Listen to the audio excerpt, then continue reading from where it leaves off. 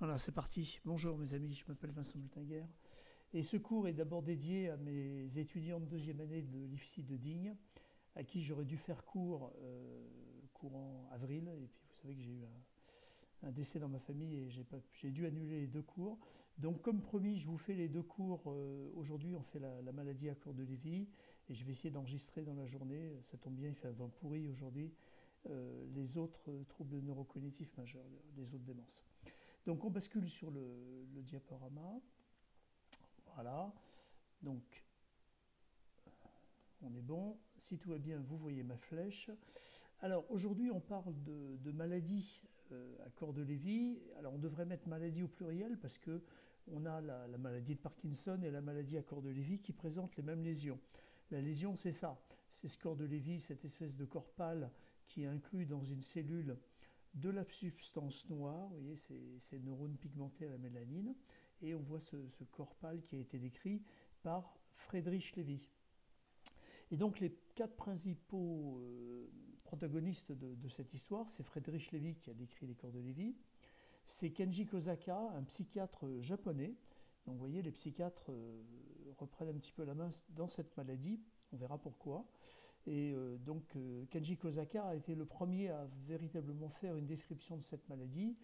Et le spécialiste mondial actuellement, c'est Ian McKees, qui est de Newcastle, en Grande-Bretagne, et qui a finalement réuni un consortium international qui a décrit les critères de la maladie.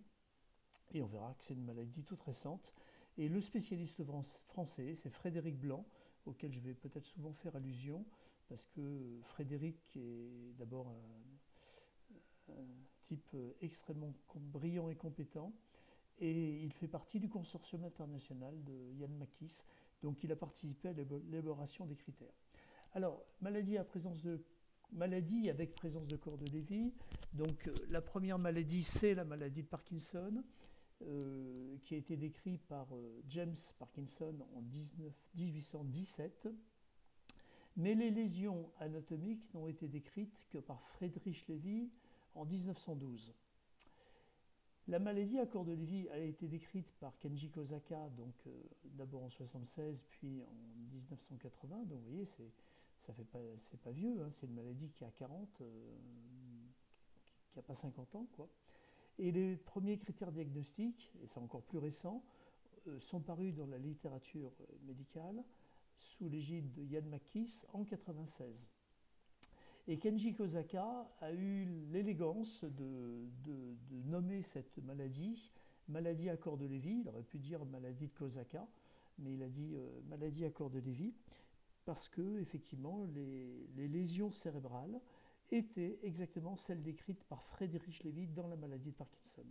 Donc on voit déjà le continuum entre ces deux pathologies. C'est la même protéinopathie, c'est une pathologie de la protéine alpha-synucléine, ce qu'on appelle les synucléopathies, et c'est les mêmes lésions cérébrales, donc les corps de Lévy qui sont retrouvés dans les deux pathologies, la maladie de Parkinson et la maladie à corps de Lévy. La différence, c'est que la répartition topographique est différente. Dans la maladie de Parkinson, les lésions sont finalement limitées au tronc cérébral, alors que dans la maladie à corps de Lévy, les lésions envahissent le cortex cérébral, qui explique la différence fondamentale entre les deux, à savoir que la maladie de Parkinson est une atteinte motrice pure, c'est une atteinte uniquement motrice, avec comme critère clinique une akinésie, ça c'est indispensable. Donc akinésie, A privatif, moins de mouvements spontanés, ralentissement des mouvements, diminution de l'amplitude des mouvements, associé à soit une rigidité de type extra-pyramidal, on verra, soit à des tremblements.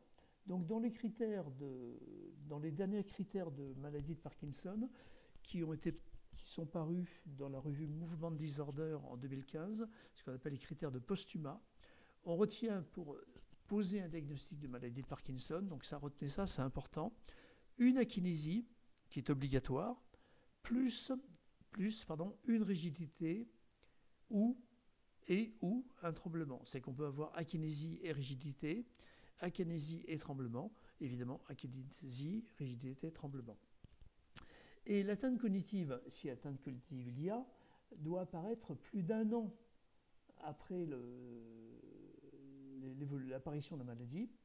Et donc, quand elle apparaît de façon tardive, c'est après, en fait, souvent après des années d'évolution, on parle soit de psychose parkinsonienne, si on a surtout des éléments hallucinatoires, soit de démence de la maladie de Parkinson, si on a une perte d'autonomie, comme dans toute démence, on a vu, je vous renvoie au premier cours que l'on a pu faire, qui définit le trouble neurocognitif majeur, donc trouble neurocognitif majeur de la maladie de Parkinson. Dans la maladie à corps de Lévy, ben c'est tout à fait différent. Là, on a une atteinte cognitive d'emblée. On a un trouble cognitif, soit un trouble cognitif sans perte d'autonomie, ce qu'on appelle le MCI-MCL, donc le trouble neurocognitif léger dû à la maladie à corps de Lévy. Ça, c'est vraiment une description très récente, hein, c'est 2020. Soit la démence, ce qu'on appelait avant démence à corps de Lévy, c'est un trouble neurocognitif majeur, donc avec des caractéristiques bien spécifiques, et une atteinte motrice qui n'est pas obligatoire.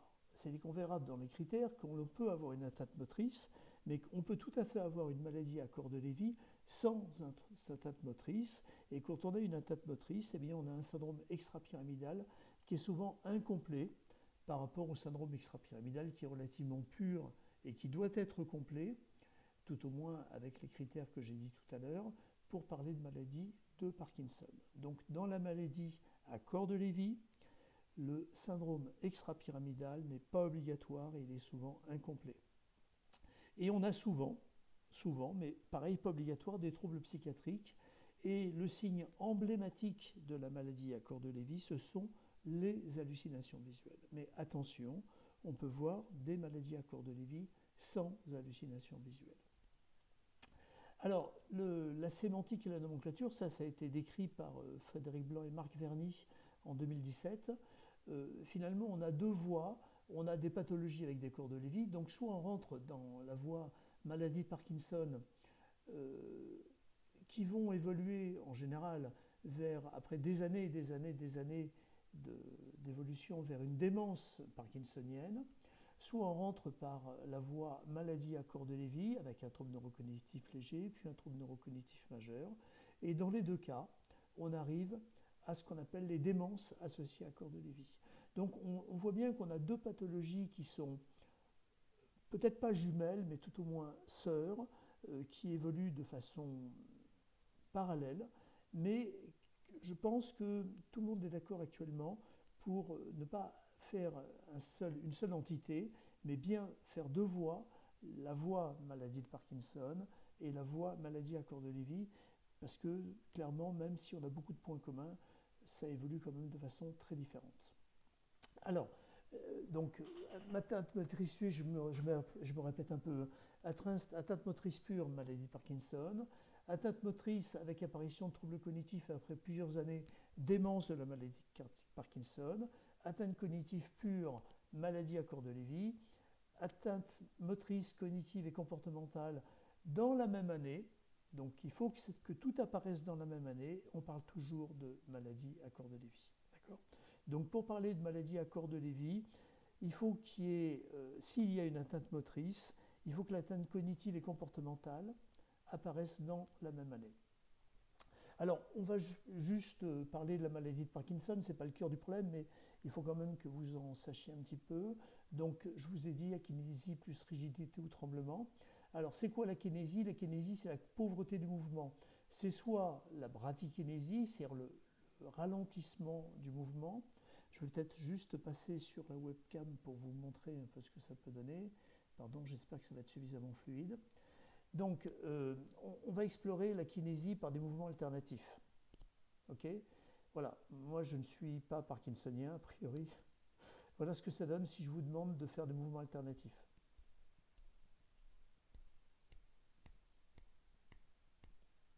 Ou, très bien. Un patient qui a une akinésie, vous allez lui demander de faire ce mouvement et vous allez observer un mouvement qui va être ralenti. Et quand vous lui demandez d'accélérer, soit il ne peut pas accélérer ou très peu, soit il accélère, mais en diminuant l'amplitude. D'accord? Pareil avec ce geste. Vous lui demandez d'accélérer, il n'y arrive pas. Ou s'il accélère,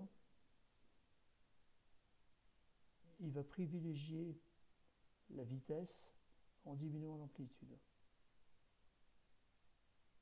Okay. Donc ça, c'est la rigidité extra-pyramidale. Je repasse sur le diaporama. C'est pardon. Maintenant, la rigidité extra-pyramidale, c'est-à-dire la rigidité en tuyau de plomb. Je vous refais je vais peut-être repasser sur la webcam. Quand vous faites ce mouvement, voilà, je me recule un petit peu. On va demander au patient on va demander au patient de laisser son bras complètement souple et on va bouger le bras du patient, comme ça. Et normalement, c'est complètement souple. C'est que si le patient arrive à se détendre, c'est parfaitement souple. Dans le syndrome extra-pyramidal, vous avez une rigidité en tuyau de plomb ou une rigidité avec d'écran, ce qui fait que vous avez l'impression que ça cède de façon saccadée, comme s'il y avait d'écran dans l'articulation. Okay. Donc ça, c'est la rigidité extra-pyramidale dite en tuyau de plomb. Et enfin, vous avez le tremblement, qui est un tremblement de repos. Alors, il faut faire la différence entre le tremblement d'étitude, le tremblement d'action et le tremblement de repos. Le tremblement de repos, le patient est comme ça complètement au repos, et dès qu'il se met au repos, vous voyez un petit tremblement qui apparaît, comme un tremblement d'émiettement de pain. Et dès que vous lui demandez de faire un geste ou un effort, le tremblement s'arrête. C'est que si vous lui demandez de faire le geste de boire ou de faire n'importe quel geste, le tremblement va immédiatement s'arrêter. Donc dans la maladie de Parkinson, et ça c'est extrêmement important, il s'agit d'un tremblement de repos uniquement. Donc akinésie, rigidité extra-pyramidale en tuyau de plomb ou comme une roue dentée, tremblement de repos. Et on peut avoir des troubles associés, mais qui ne sont pas indispensables au diagnostic de maladie de Parkinson. Les troubles de la marche, l'instabilité posturale et les chutes. Alors, troubles de la marche, c'est ce qu'on appelle la marche à petits pas ou le freezing au démarrage. Vous avez tous vu ça parmi vos patients. Au moment du démarrage, il y a une espèce de festination, c'est que le patient va faire des petits pas. Il va faire des petits pas, avant de commencer à marcher. Alors avant, on rangeait on utilisait ce signe comme critère de maladie de Parkinson. Dans l'article de Postuma, l'article de Movement Disorder de 2015, ben voilà, ce critère n'est plus associé à la maladie de Parkinson parce qu'il y a d'autres pathologies qui peuvent donner ce trouble de la marche. Je les cite simplement, on les reverra au prochain cours. C'est d'abord les troubles cognitifs vasculaires, donc toutes les lésions vasculaires qui peuvent donner des troubles de la marche de ce type, et surtout d'autres maladies extra-pyramidales mais non parkinsoniennes, et je pense à la paralysie supranucléaire progressive qui donne typiquement ce type de trouble de la marche, et probablement que dans le passé, enfin c'est pas probablement, c'est même sûr, on a étiqueté maladie de Parkinson des patients qui avaient une paralysie supranucléaire progressive et qui avaient ce type de trouble de la marche. Donc c'est probablement pour cette raison que le groupe de Postuma a éliminé des critères de maladie de Parkinson le trouble de la marche qui faisait partie des anciens critères. La démence de maladie Parkinson apparaît après plusieurs années d'évolution. Soit on parle de psychose parkinsonienne, psychose, on voit bien ce que ça veut dire, hein, c'est-à-dire des troubles productifs, idées délirantes, hallucinations, comme on va le voir dans la maladie à Cornelia-Levy, des troubles cognitifs bien entendu, et une perte d'autonomie dominée par un syndrome dysexécutif. Mais ça, j'insiste, c'est vraiment après plusieurs années d'évolution. Moi, je connais des Parkinsoniens qui ont 20 ans d'évolution et qui n'ont pas de psychose parkinsonienne, pas de démence, donc c'est pas obligatoire. La, la maladie de Parkinson, retenez que c'est une maladie motrice. Alors la maladie à corps de Lévy, un peu d'épidémiologie, euh, on pense que c'est 15 à 20% des troubles neurocognitifs majeurs. On pense, en fait on n'en sait rien. D'après McCase, dans une publication dans le Lancet Neurologie de 2004, il pense que 22% des troubles neurocognitifs majeurs après 85 ans sont des maladies à corps de Lévy. En fait, il y a une grosse étude qui a été publiée courant 2000, grosse étude réalisée dans le Kentucky, où ils ont autopsié plein de patients, et ils se sont aperçus que, je vous rappelle que l'autopsie, hein, c'est le gold standard pour le diagnostic de toutes ces maladies neurodégénératives. Parkinson, corps de Lévy, mais également Alzheimer, et on verra démence frontotemporale. Le diagnostic de certitude, c'est l'autopsie. Bien. Eh bien, dans leur série, 68% des maladies à corps de Lévy n'étaient pas diagnostiquées. 68%. Ce qui veut dire que la sensibilité du diagnostic était que de 32%. Donc c'est très très faible. Et cette sensibilité baisse à 12%. Voilà, j'ai la référence, c'est l'étude de Nelson de 2010. La sensibilité baisse à 12% quand le patient cumule des lésions d'Alzheimer et des lésions de maladie à corps de Lévy. Ce qui veut dire que la sensibilité diagnostique est vraiment très très mauvaise. Donc on ne sait pas, aujourd'hui on ne peut pas vous dire quelle est la proportion de maladies à corps de Lévy dans les troubles neurocognitifs majeurs. Ça c'est le premier point. Deuxième point, on sait que l'association des deux maladies, maladie d'Alzheimer, maladie à corps de Lévy, est fréquente. Et non seulement elle est fréquente, mais qu'elle augmente avec l'âge, 50 à 75%.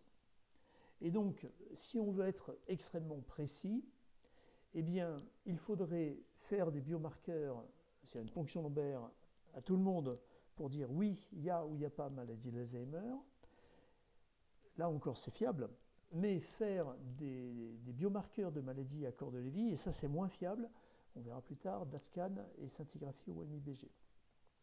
Ensuite, ça je vous ai mis une étude qui est sortie il n'y a pas très longtemps, vous voyez, 2021 dans Brain, qui finalement a étudié les copathologies, coexistence non-Alzheimer disease pathologie et toutes les copathologies que l'on peut voir. Alors, ils ont fait deux groupes, les early onset et les late onset Alzheimer disease. Donc les maladies d'Alzheimer débutant tôt et les maladies d'Alzheimer débutant tard. En général, le cut-off est à peu près à 65 ans. Et donc ils ont étudié, on voit qu'on a énormément d'angiopathie amyloïde, on verra ça la prochaine fois. On voit beaucoup de maladies à corps de Lévy, vous voyez. On a quasiment la moitié des patients jeunes qui n'ont pas de lésions à corps de Lévy, ce qui veut dire que l'autre moitié a des lésions à corps de Lévy. C'est contre-intuitif, parce que vous voyez, pour les patients âgés, ben finalement, il y a plus de patients âgés qui n'ont pas de lésions à corps de Lévy. C'est exactement le contraire de ce que je viens de vous dire. Il y a des éléments qui sont un peu discordants. Et puis toutes les autres pathologies, les lésions TDP43, ça c'est des lésions de démence frontotemporale, lésions à grains argyrophiles, à nouveau lésions temporales, et puis les lésions vasculaires, bon là c'est logique, hein. Plus les patients sont âgés et plus on a de lésions vasculaires, donc ça colle à peu près. Donc vous voyez, tout ça, cette étude pour dire que les lésions ne sont pas pures, on n'a pas une maladie d'Alzheimer, une maladie vasculaire, une maladie à corps de Lévy, mais on a des coexistences de pathologies, ce qui donne des tableaux cliniques un peu hybrides. Ce qui ajoute finalement à la confusion et à la difficulté du diagnostic précis de ces pathologies. Alors, quels sont les symptômes en faveur du diagnostic de maladie à corps de Lévy? Finalement, qu'est-ce qui doit vous faire penser à une maladie à corps de Lévy? Bon, d'abord, on a un déclin cognitif progressif. Bon, ça, c'est comme Alzheimer, c'est pareil. Par contre, autant dans la maladie d'Alzheimer, dans sa forme typique, les troubles de la mémoire sont au premier plan, Dans la maladie à corps de Lévy, au début, on a peu de troubles de la mémoire. On va avoir des troubles des fonctions exécutives, et puis surtout, on a deux éléments qu'on ne voit pas du tout dans la maladie d'Alzheimer. D'abord, c'est le syndrome parkinsonien, et surtout les hallucinations visuelles. Alors on dit que dans la maladie d'Alzheimer, il peut y avoir des hallucinations visuelles. Si je vous repasse la diapo précédente, eh bien, quand on pense que à peu près la moitié, ou tout au moins 40% des patients âgés qui ont une maladie d'Alzheimer ont des lésions à corps de Lévy, est-ce que ces hallucinations visuelles ne seraient pas une manifestation de maladie à corps de Lévy? Je ne sais pas. En tout cas, personnellement, quand j'ai un patient qui a des hallucinations visuelles, je vais d'emblée sur la possibilité d'une maladie à corps de Lévy pure ou de la présence de collésions de maladie à corps de Lévy. Et puis, trois éléments très importants. Des troubles du comportement sommeil paradoxal, on reverra ça, des fluctuations et une grande intolérance aux antipsychotiques. Les antipsychotiques, je vous rappelle que c'est les médicaments qu'on donne dans la psychose, dans la schizophrénie, et au premier chef le Risperdal. Et c'est des patients qui n'aiment pas du tout le Risperdal. Il ne faut pas leur en mettre, ça les rend, c'est pas bien. Alors, quels sont les nouveaux critères? Donc, en 2017, le consortium s'est réuni en Floride et a donc un consortium qui réunissait tous les spécialistes mondiaux de la maladie à corps de Lévy, avec à la tête, bien entendu, Ian McKees et notre professeur Frédéric Blanc, qui représentait la France et qui faisait partie du consortium. Donc le but, finalement, c'était, oui, on a vu, on a une sensibilité des critères qui est pourrie, 32%, donc on ne peut pas rester comme ça, on ne peut pas rester avec une maladie qu'on diagnostique que dans 3 cas sur 10, ça c'est pas possible. Donc, nouveaux critères. Donc, quels sont les critères? Alors, d'abord, il faut des manifestations centrales. Les manifestations centrales, c'est clair, il faut qu'il y ait un trouble neurocognitif. C'est essentiel pour diagnostic. Un trouble neurocognitif avec un déclin cognitif, un retentissement sur l'autonomie et sur les relations sociales. Une altération de la mémoire qui n'est pas nécessairement présente au stade précoce. C'est qu'elle peut être présente, mais en général, elle n'est pas obligatoirement présente. Par contre, on a un déclin des fonctions exécutives, un déclin de l'attention et un déclin des capacités visio-spatiales. Alors, je ne devrais pas mettre « et », c'est « ou » en général, parce qu'on n'a pas forcément le déclin des capacités visio-spatiales et visio-constructives, mais en général, la teinte cognitive, elle est plutôt au début sur les fonctions exécutives. Et puis on a des critères majeurs, donc il y en a 4. Si vous avez un seul critère majeur, la maladie à corps de Lévy est probable, et si vous avez 2 et plus critères majeurs, la maladie à corps de Lévy est possible.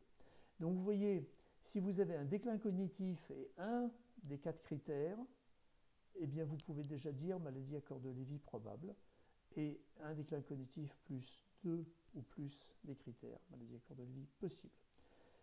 Les 4 critères sont fluctuation cognitive ou de la vigilance, hallucination visuelle, trouble du comportement sommeil paradoxal et syndrome extrapyramidal discret, avec un seul critère, une seule caractéristique de syndrome parkinsonien suffit, on verra. Alors les fluctuations, ça c'est le plus important, c'est probablement également le plus emblématique de la maladie à corps de Lévy, mais je pense que c'est quand même peut-être le plus difficile à mettre en évidence. On va observer une modification de la cognition, donc du fonctionnement cognitif, d'un moment à l'autre ou d'un jour à l'autre. Alors ce n'est pas le patient qui va vous le dire, en général c'est le conjoint, c'est l'aidant, qui va vous dire écoutez, c'est quand même très étonnant parce qu'il y a des jours, c'est comme s'il n'y avait rien, comme s'il n'était pas malade, et d'autres jours, ça ne va pas du tout. Ou alors, il était très très bien, il fonctionnait, il raisonnait normalement, et puis d'un seul coup, le raisonnement s'est enrayé, et il s'est mis à plus aller bien d'un moment à l'autre, presque d'une minute à l'autre. Et donc on va avoir également des modifications imprévisibles, des fluctuations du comportement. Et enfin, on va avoir des fluctuations de la vigilance d'un moment à l'autre, avec de la somnolence diurne, en particulier matinale, du sommeil diurne supérieur à 2 heures et du rupture de contact. Donc ça, c'est très important. Alors, si vous avez bien dormi, évidemment, si vous avez passé une nuit blanche, vous allez peut-être avoir de la somnolence diurne, vous allez peut-être dormir plus de 2 heures dans la journée, et vous allez peut-être avoir des moments d'endormissement où vous ne serez plus en contact avec les autres. Mais si vous avez bien dormi, et que, ça on l'observe chez les patients, ils prennent leur petit déjeuner, ils ont besoin de se recoucher le matin, alors que normalement on est en forme, on a bien dormi. Donc somnolence diurne après le matinal plutôt, après le petit déjeuner. Somnolence diurne avec une sieste, alors c'est assez physiologique de faire la sieste, un quart d'heure, 20 minutes, mais c'est des patients qui sont capables de dormir 2 heures et plus. Il y en a certains, si vous ne les réveillez pas, ils vont dormir 3-4 heures l'après-midi. Et puis surtout des patients qui, la famille, l'entourage vous dit bien, ben voilà, il y a une réunion de famille, il est à table avec nous, et puis d'un seul coup, il ne participe plus. Et même il s'endort, alors que ce n'est pas le moment, quoi. Ça, c'est les fluctuations.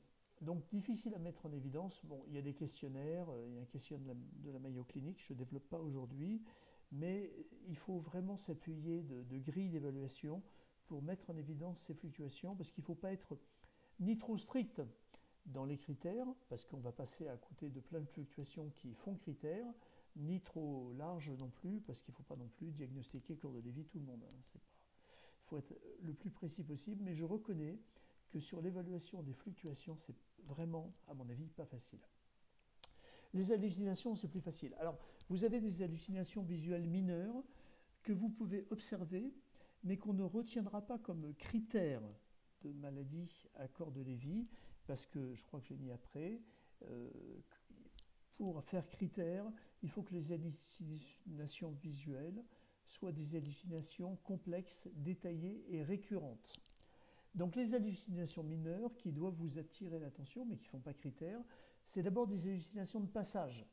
Alors le patient peut décrire ou ressentir le passage fugace d'une personne ou d'un animal, ou alors plus généralement le passage d'une ombre. En général, c'est dans la périphérie du champ visuel. Le patient vous dit, bah oui, maintenant que vous me le dites de temps en temps, j'ai l'impression qu'il y a une ombre qui passe sur le côté. J'y ai pas bien fait attention, mais je l'ai déjà remarqué. Donc passage d'ombre.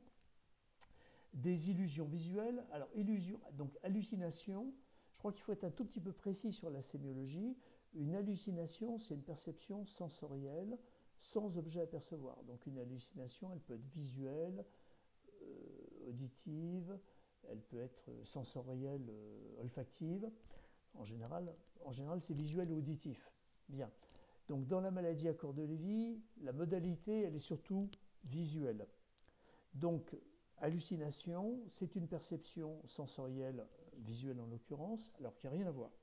Alors que l'illusion, il y a quelque chose à voir, mais l'interprétation est erronée. Alors, en général, les patients vont vous dire qu'ils ont l'impression de voir une tache au sol, par exemple, et qu'ils vont avoir l'impression que cette tache se met en mouvement, ou qu'on a une transformation de l'inanimé en animé. Bon, ça c'est des illusions visuelles. Sensation de présence. Alors là, si on prend la terminologie que je viens de vous donner de l'hallucination, à proprement parler, ce n'est pas une hallucination. Parce que le patient a une sensation de présence, il sent la présence d'une personne en général, sans indice sensoriel, c'est qu'il ne voit pas la personne. Donc sans indice sensoriel d'une présence. En fait, on appelle ça souvent le syndrome de l'ange gardien. Le patient a l'impression qu'il y a une présence. Alors c'est très étonnant parce que c'est souvent latéralisé. C'est souvent ou à gauche ou à droite, mais souvent c'est toujours du même côté. Et le patient a l'impression qu'il y a une présence à côté de lui. Souvent une présence à la fois familière et rassurante. Ça n'inquiète pas toujours, mais il sent une présence. Ces sensations de présence se manifeste en général quand le patient est seul. En général, toutes ces hallucinations visuelles, qu'elles soient mineures ou complexes et détaillées, se produisent quand le patient est seul et quand il n'y a pas d'autres stimulations sensorielles. Et alors quelque chose de très étonnant, c'est le trouble de l'identification ou le trouble de la familiarité, ce que l'on va appeler l'hypofamiliarité. Et je vais parler très rapidement du syndrome de Capgras. C'est ce qu'on appelle également le délire d'illusion des sosies. Le patient, alors ça se voit dans la maladie de Parkinson et ça se voit dans la maladie à corps de Lévy. Donc quand on a ces descriptions, c'est vraiment très très évocateur de ce type de maladie. Donc on voit bien, la clinique fera la différence entre Parkinson et corps de Lévy. Le patient a la conviction que, en général c'est le conjoint, que le conjoint a été remplacé par un sosie. Et j'avais un patient qui décrivait ça de façon extrêmement précise. Alors, il décrivait la situation, mais il ne la comprenait pas, bien entendu. Et il avait dit une fois à sa fille, « Qui c'est la blonde qui fouille dans les placards de ta mère ?» Qui c'est la blonde qui fouille dans les placards de ta mère? La blonde en question, c'est sa femme.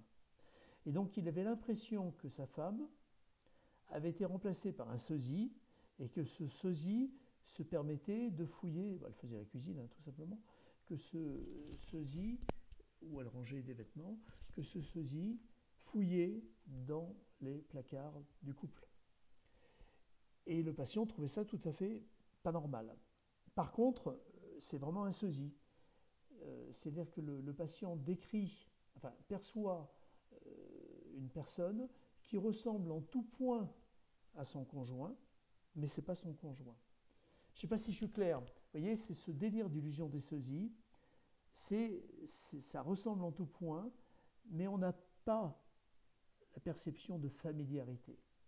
Donc c'est un trouble de l'identification, de la familiarité, c'est-à-dire qu'on ne reconnaît pas la personne comme familière, alors que, en tout point, la personne ressemble, c'est pour ça qu'on parle d'illusion des sosies, au conjoint. En général, ça peut être la fille ou le fils, mais en général, c'est le conjoint qui est victime de ce délire d'illusion des sosies. C'est un nombre de Capgras. Les hallucinations visuelles complexes et détaillées et récurrentes, donc pour faire critère, pour que le critère hallucination visuelle soit reconnu, il faut que ce soit des hallucinations visuelles détaillées et récurrentes.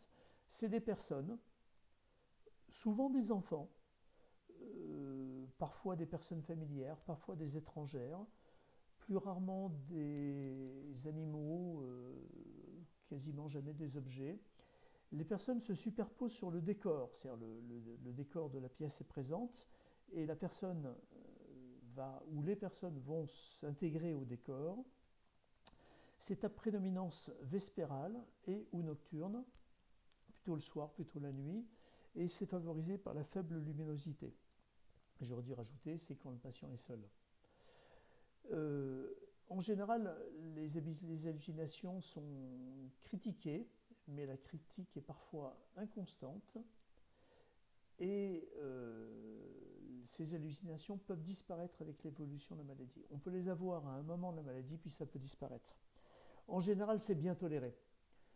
Critiqué ou non, la tolérance des hallucinations est assez bonne, alors que dans la schizophrénie, je rappelle, je vous le dis, je ne vous l'ai jamais dit encore, les hallucinations de la schizophrénie sont des hallucinations en général auditives, et pour être plus précis, acoustico-verbales.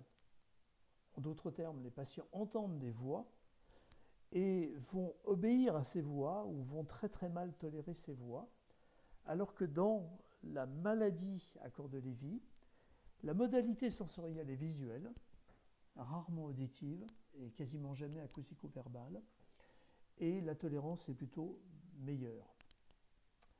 Ensuite, on va observer des troubles du comportement en sommeil paradoxal. Donc je vous rappelle les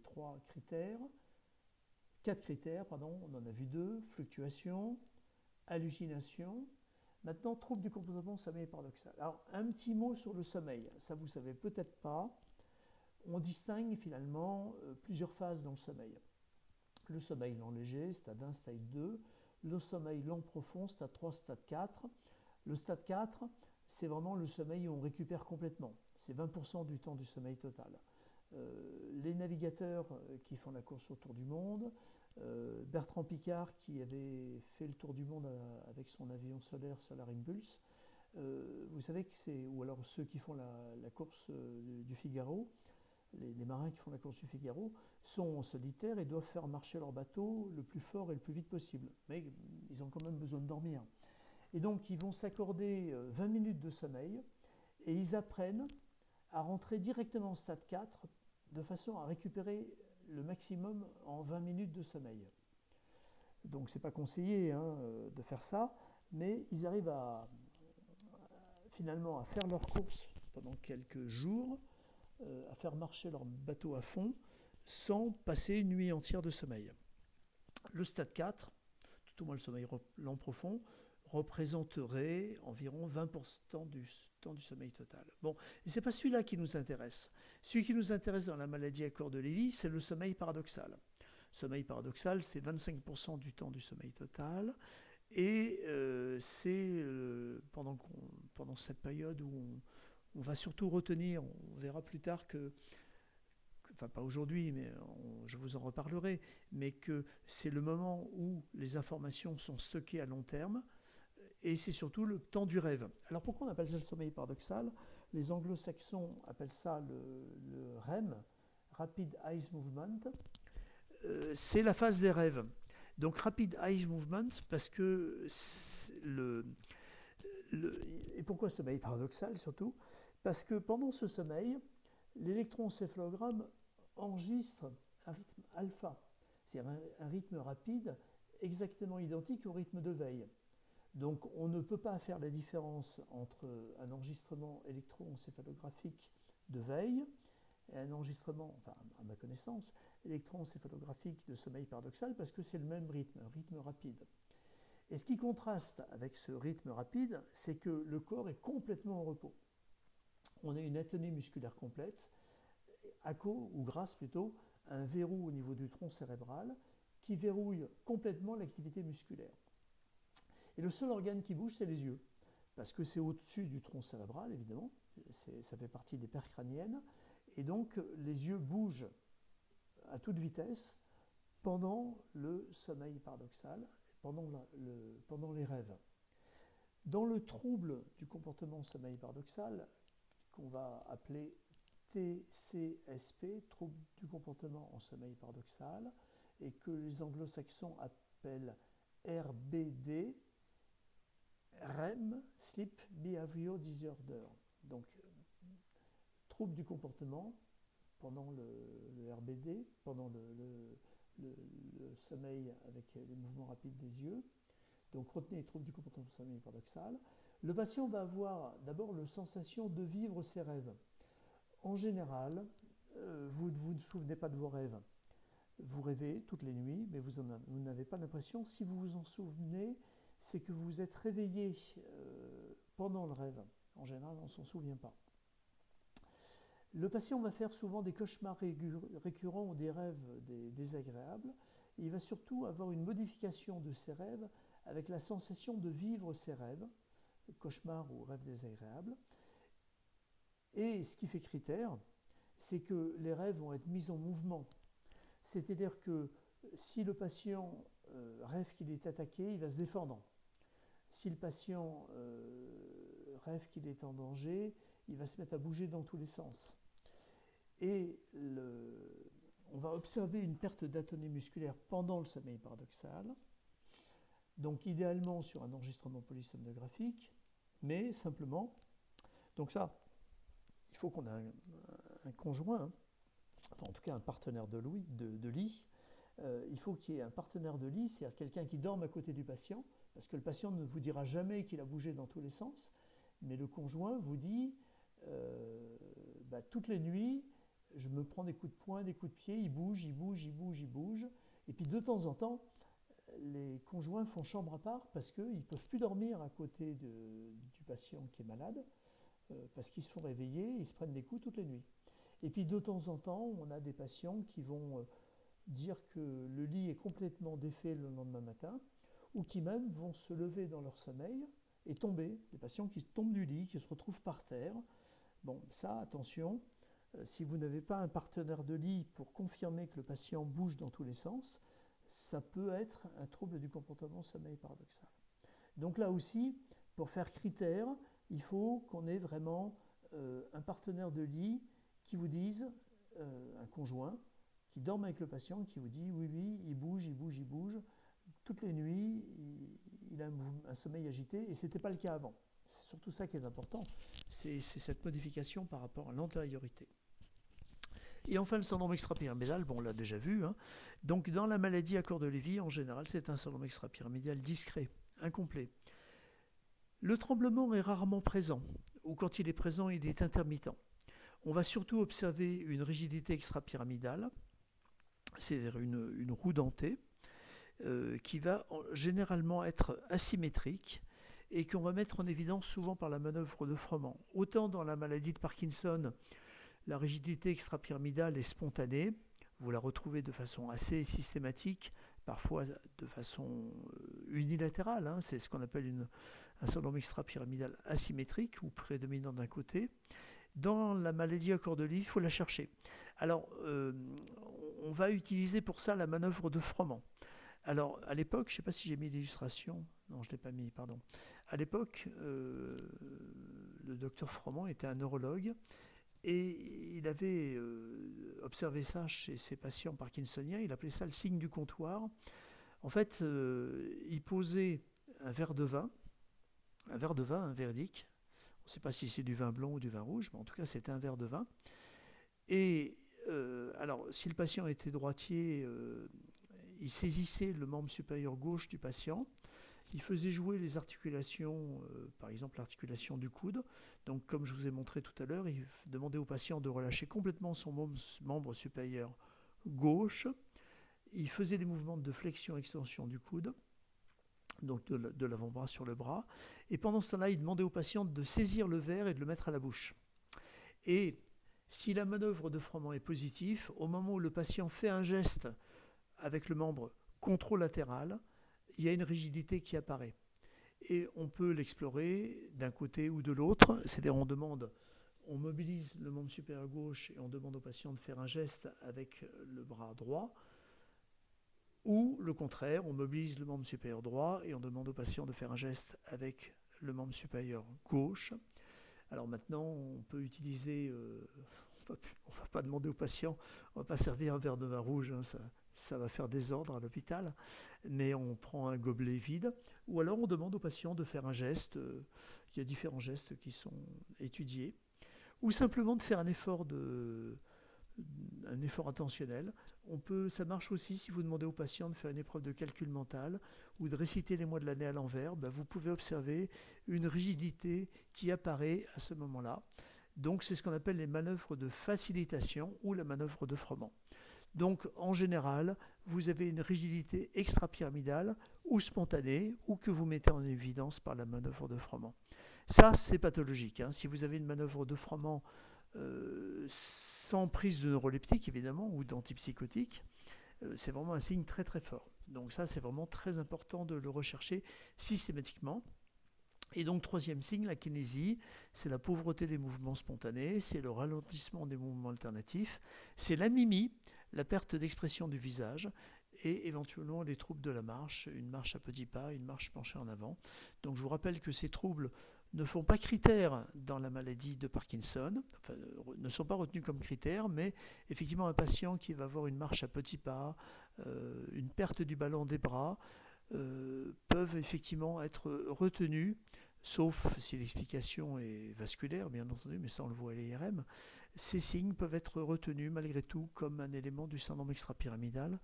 Mais voilà, en général, ce que l'on voit en général dans la maladie à corps de Lévy, c'est une rigidité, parfois une akinésie et peut-être plus rarement un tremblement. Mais un seul de ces trois signes suffit à poser un diagnostic de syndrome extrapyramidal discret et donc incomplet, qui ne ferait pas critère pour une maladie de Parkinson, mais qui fait critère pour une maladie à corps de Lévy. Ensuite, vous avez des critères de soutien ou secondaires. Alors, la sensibilité aux antipsychotiques, c'était dans les critères majeurs dans l'ancien. Donc ça, c'est la 4e conférence de consensus du consortium corps de Lévy, 2017, publiée dans la revue de neurologie, 2017. Dans les 3e critères de consensus, je ne sais plus l'année, je crois que c'est 2003 ou 2005, on avait la sensibilité aux antipsychotiques. C'est-à-dire un patient qui ne supporte pas bien du tout les antipsychotiques, ça fait partie des critères majeurs. Maintenant, ça a été éjecté des critères majeurs, ça fait partie des critères secondaires. Mais en tout cas, un patient qui reçoit un antipsychotique pour une bonne raison, parce qu'il a des hallucinations, des idées délirantes, ou un patient qui a un trouble neurocognitif majeur, là c'est un peu moins défendable, mais qu'on met sous antipsychotique parce qu'il est agité, bon, on sait qu'on a la MM avec le risperdal et l'aldol, bon, sur une courte durée, moi j'aime pas beaucoup ça, mais bon, on peut être amené à le faire. Eh bien, si le patient ne supporte pas bien ces antipsychotiques, s'il se met à chuter, s'il se met à avoir des gros troubles de la marche ou un syndrome extra-pyramidal, eh bien, on peut dire qu'il y a une grande sensibilité aux antipsychotiques. Donc, on les arrête tout de suite et on met en rouge dans le dossier qu'il ne faut plus en mettre. Et surtout, ça fait un critère de soutien pour une maladie à corps de Lévy. Deuxième critère, l'hypersomnie, des patients qui vont avoir une augmentation du temps total de sommeil.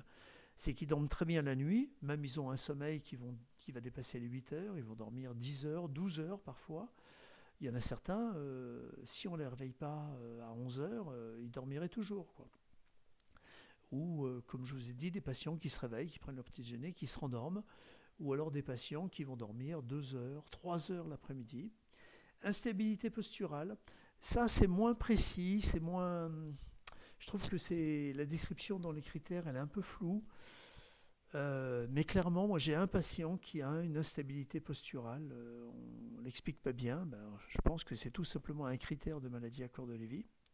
Des chutes à répétition, à nouveau, un chute à répétition, alors attention, c'est pas des chutes mécaniques, c'est pas parce que le patient s'est pris les pieds dans le tapis, c'est pas des chutes parce qu'il a fait un malaise, non, c'est qu'il marche et il fait des chutes, il marche moins bien et il fait des chutes à répétition sans explication.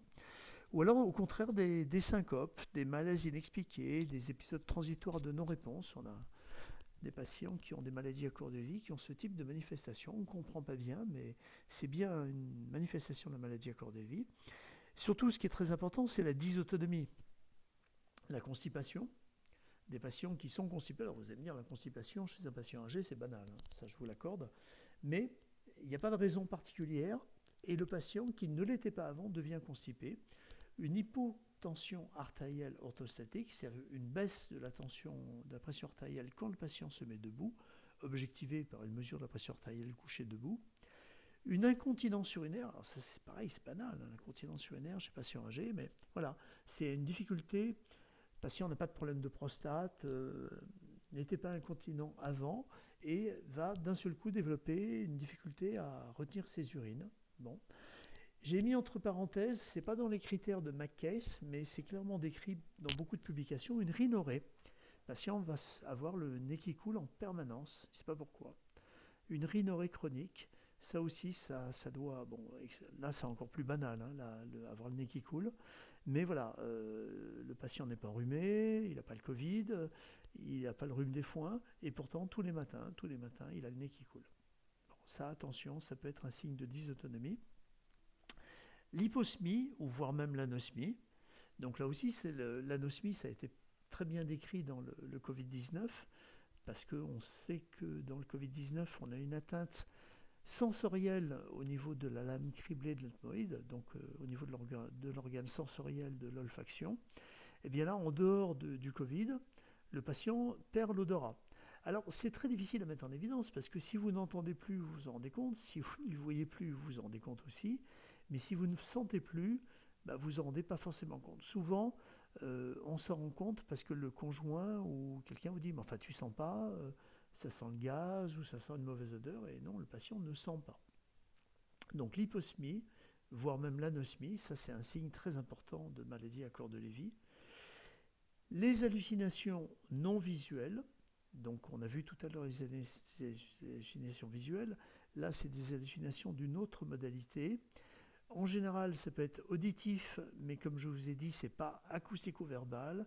Ça peut être de la musique, ça peut être des bruits, des claquements de porte, des bruits divers, des bruits de pas. Ou olfactif, certains patients sentent des mauvaises odeurs. Un délire, c'est-à-dire des idées délirantes, parfois systématisées. Bon, c'est pas le délire paranoïde ou le délire paranoïaque qu'on voit dans la schizophrénie ou dans la psychose paranoïaque, mais il y a des idées délirantes. Parfois, ça peut être sur le thème de la jalousie, de l'infidélité. Ça peut se voir, ça, dans la maladie à corps de Lévy. Surtout l'apathie. Alors, l'apathie, on l'a vu dans la maladie d'Alzheimer, on le voit dans la dépression. Donc, c'est vraiment un signe qui est transnosographique. Je rappelle que l'apathie, c'est une réduction de l'activité dirigée vers un but. C'est des patients qui vont spontanément avoir un manque de motivation et ne vont plus rien faire. Si vous les motivez, s'il y a une motivation externe, exogène, ça peut marcher, vous pouvez les faire, les mettre en action, mais spontanément, le patient est capable de rester une journée entière dans un fauteuil à rien faire et surtout sans en souffrir. Et enfin, des troubles de l'humeur, anxiété, dépression. Donc ça c'est banal, hein. Anxiété, dépression, on le voit dans la maladie d'Alzheimer bien entendu, on le voit dans des troubles dépressifs chroniques, dans des dépressions tardives. L'anxiété, je rappelle que l'anxiété c'est une peur sans objet, hein. C'est un sentiment d'insécurité, un sentiment désagréable d'insécurité, mais qu'on n'arrive pas véritablement à rattacher à une cause. En général, on le voit dans la maladie de Parkinson, dans la maladie d'Alzheimer, pardon. Dans la maladie à corps de Lévy, il y a plus d'anxiété, il y a plus de dépression, et souvent c'est des symptômes, surtout l'anxiété, c'est des symptômes qui sont beaucoup plus difficiles à traiter, beaucoup plus importants, invalidants, et beaucoup plus rebelles au traitement. Donc ça va être assez difficile à traiter, mais il faut s'attacher à les traiter parce que anxiété, dépression, c'est vraiment une source de mauvaise qualité de vie. Les hallucinations non visuelles, donc par rapport à la schizophrénie, on n'a pas d'injonction, pas d'automatisme mental, pas d'hallucination verbale. C'est donc des perceptions de bruit, comme je vous ai dit, des bruits de pas, des bruits d'eau, des bruits de personnes qui frappent à la porte, des grondements. Des hallucinations musicales, ça c'est fréquent. Moi j'ai des patients qui entendent de la musique. Des hallucinations tactiles, on a l'impression qu'on les touche. Synesthésique, c'est un patient l'autre jour qui a une maladie à corps de Lévy qui me disait qu'il avait l'impression d'avoir quelqu'un contre lui. Alors pareil, hein, latéralisé, très étonnant. Alors il me dit c'est du côté gauche. Je dis pourquoi c'est pas du côté droit? Il me dit parce que moi je dors du côté droit du lit, donc c'est du côté gauche. Et il me dit c'est votre femme. Je lui dis c'est votre femme que vous sentez? Elle me dit non, elle est plus loin, elle me touche pas. J'ai l'impression qu'il y a quelque chose qui me touche du côté gauche quand je suis couché.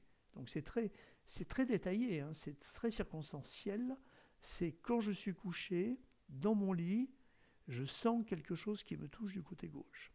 Ou olfactive, perception de mauvaises odeurs. Et puis parfois c'est multimodal, c'est visuel, auditif, synesthésique, olfactif. Ça peut être multimodal. Sachez que les hallucinations non visuelles ne font pas critère.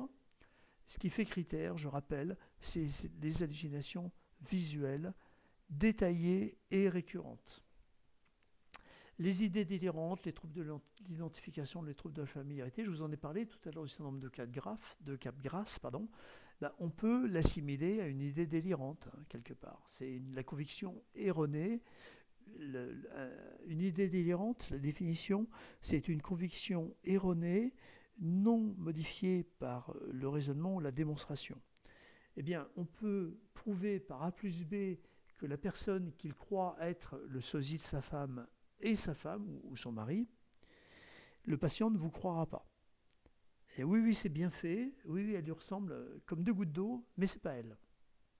Donc, le syndrome de Capgras, qui est finalement une idée délirante de perte de sentiment de familiarité, conviction qu'un proche est remplacé par un sosie, quasiment toujours le conjoint, je vous ai dit, Parkinson, corps de Lévy. On peut voir également un syndrome de reduplication des lieux, copie du lieu familier ou en général du domicile, ou des personnes. Alors ça, c'est le contraire du Capgras, c'est le syndrome de Fregoli. Là, au contraire, c'est le signe d'hyperfamiliarité. J'ai un patient qui a l'impression, enfin, moi j'en ai un qui le décrit très bien, mais c'est décrit dans ses pathologies. C'est assez rare, hein. Fregoli, c'est un peu plus rare que Capgras, à mon avis, qui a l'impression que sa femme est dupliquée en plusieurs sosies. Et donc, il y a des Simone. Sa femme s'appelle Simone, bien entendu. Enfin, bien entendu, elle s'appelle Simone. Et il y a plusieurs Simone. Il y a la Simone qui fait les courses, la Simone qui passe l'aspirateur, la Simone qui passe la vaisselle, qui fait la vaisselle, Simone qui fait le ménage. Donc, il est gêné par toutes ces Simones. Il fait un peu trop de Simone quand même. Donc, ça, c'est typiquement un Fregoli. Le signe de la télévision. Ça aussi, c'est de l'hyperfamiliarité. Signe de la télévision et signe du miroir.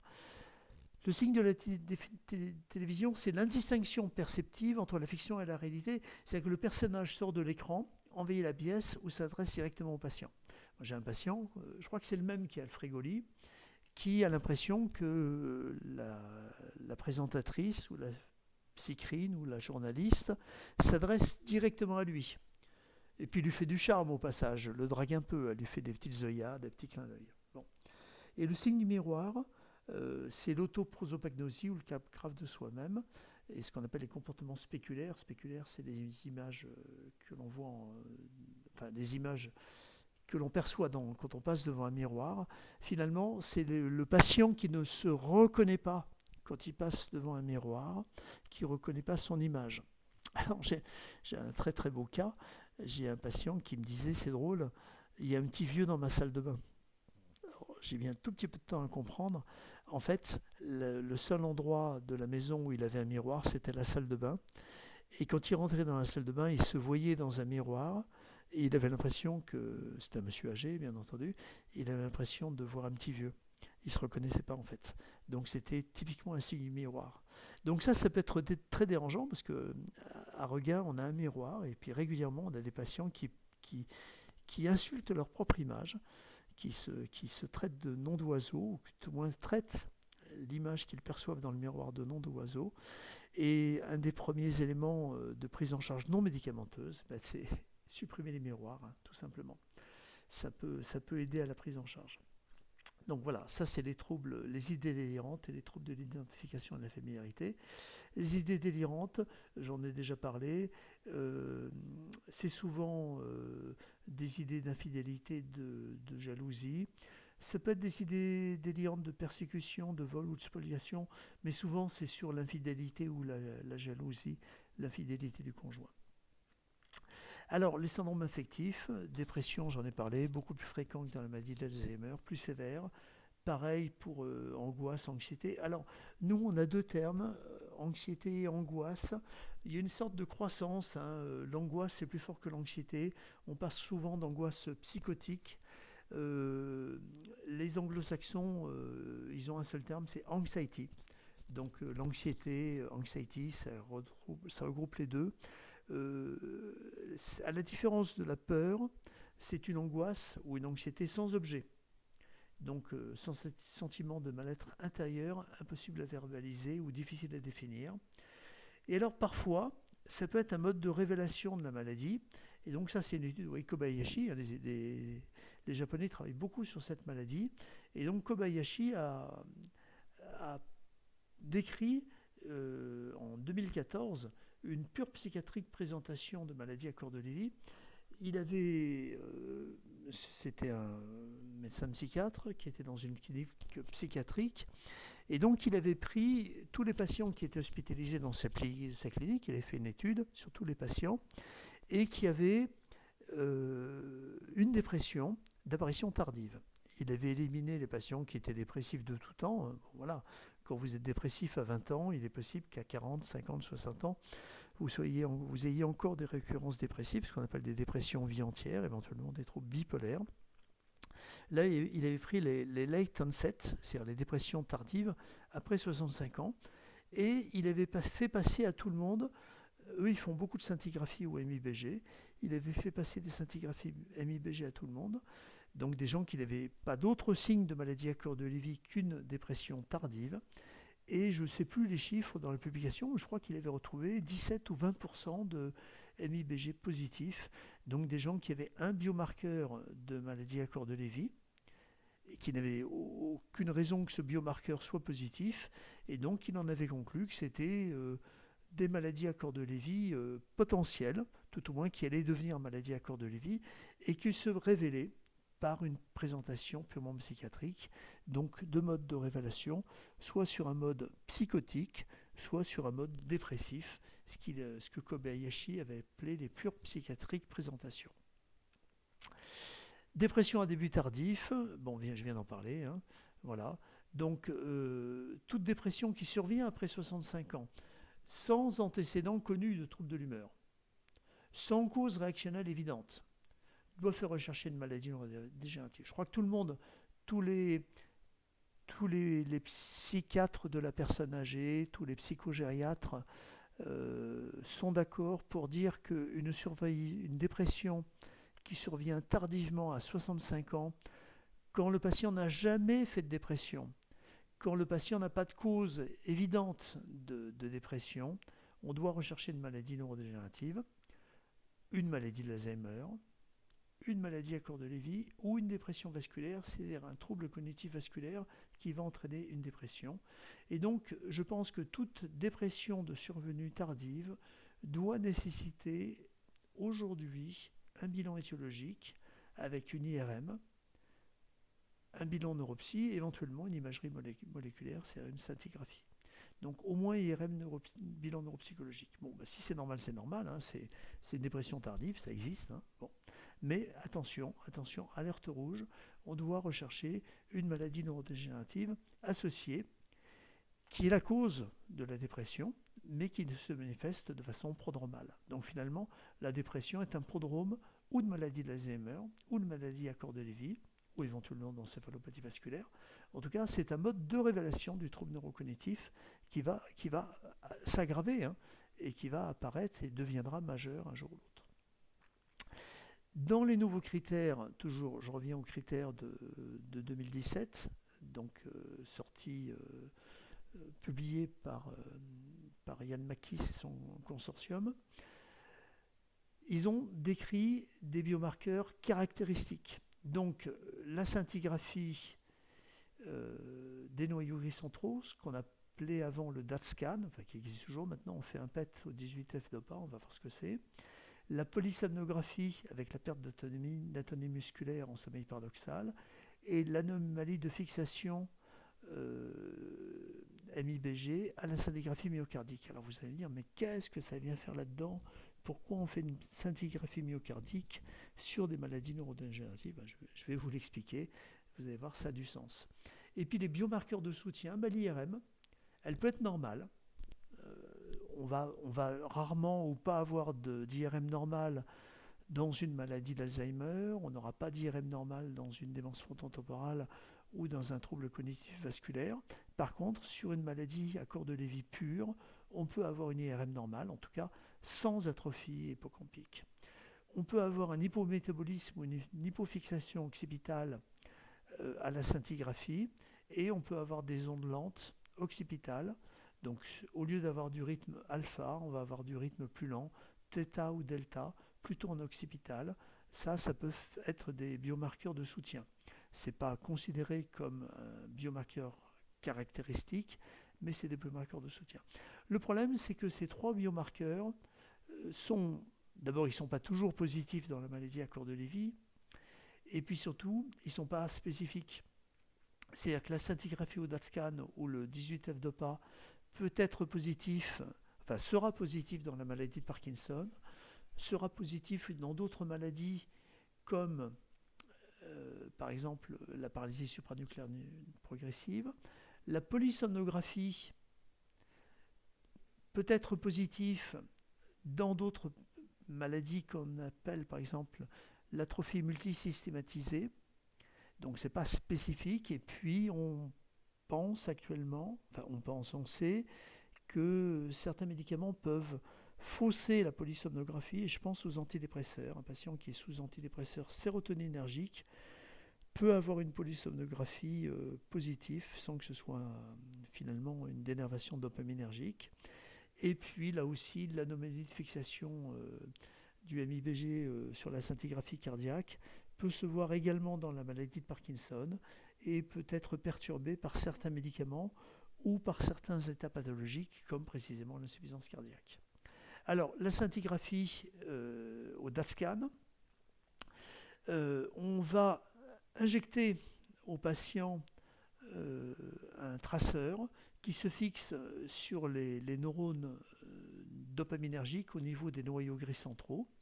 Donc normalement, ça donne cette magnifique image en virgule où on voit très bien les noyaux gris centraux. Donc ça, c'est le sujet contrôle. Ça, c'est un patient qui a une maladie d'Alzheimer, donc exactement la même fixation que dans le sujet contrôle, alors qu'un patient qui a une maladie à court de Lévy, eh ben, bon, ça c'est caricatural, hein, mais on a une diminution de fixation. Très bonne spécificité, il est certain qu'il y a peu de faux positifs, mais la sensibilité pas extraordinaire, puisqu'on a 78% de faux négatifs, ce qui veut dire, en d'autres termes, qu'on a 30% de scintigraphie au DaTscan normale, alors qu'il y a une maladie à corps de Lévy. Donc, en d'autres termes, quand on a ce type d'aspect et qu'on n'a pas une maladie de Parkinson, eh bien, on a un biomarqueur en faveur d'une maladie à corps de Lévy. C'est qu'on ne voit pas bien ce que ça peut être d'autre qu'une maladie à corps de Lévy. Par contre, on peut avoir une fixation normale et malgré tout avoir une maladie à corps de Lévy. Donc ça, c'est la difficulté de la scintigraphie au DaTscan ou au 18F-DOPA. C'est à peu près pareil, hein. C'est la technique qui change. C'est que la spécificité est très bonne, mais la sensibilité n'est pas idéale. La polysomnographie, donc on va enregistrer, comme son nom l'indique, hein, pendant le sommeil, on enregistre plusieurs paramètres. On enregistre la fréquence respiratoire, la saturation. C'est ce qu'on fait habituellement pour rechercher un syndrome d'apnée du sommeil. On va enregistrer l'électroencéphalogramme, donc pour repérer les différentes phases de sommeil. Et donc on saura que si le patient dort et qu'il a un rythme alpha, c'est qu'on est en sommeil paradoxal, ce que je vous ai dit tout à l'heure. Et on va également enregistrer le tonus musculaire. Et donc, quand le patient dort, qu'il est en rythme alpha, si l'on repère des mouvements ou des contractions musculaires pendant le sommeil paradoxal, eh bien, ça signe le trouble du comportement sommeil paradoxal. C'est que si on repère un tonus musculaire ou des mouvements des muscles pendant le sommeil paradoxal, c'est quand le patient est en rythme alpha, eh bien, on a une polysomnographie qui est positive, qui est pathologique. Ça fait critère. Et enfin, le troisième, c'est la positivité de la scintigraphie au MIBG. Alors voilà, ça c'est également made in Japan. Hein. On injecte un radiotraceur qui va se fixer sur le cœur. Bien. Et normalement, alors c'est pas facile, on a cette fixation. On voit les deux ventricules, le ventricule droit, le ventricule gauche. Ventricule droit, ventricule gauche. Donc ça, c'est le sujet contrôle, ça fixe normalement.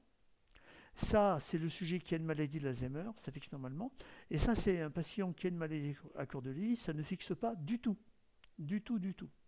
Donc on a vraiment un différentiel entre le contrôle et la maladie à corps de Lévy, où le contrôle fixe normalement le radiotraceur, alors que le corps de Lévy ne fixe pas le radiotraceur.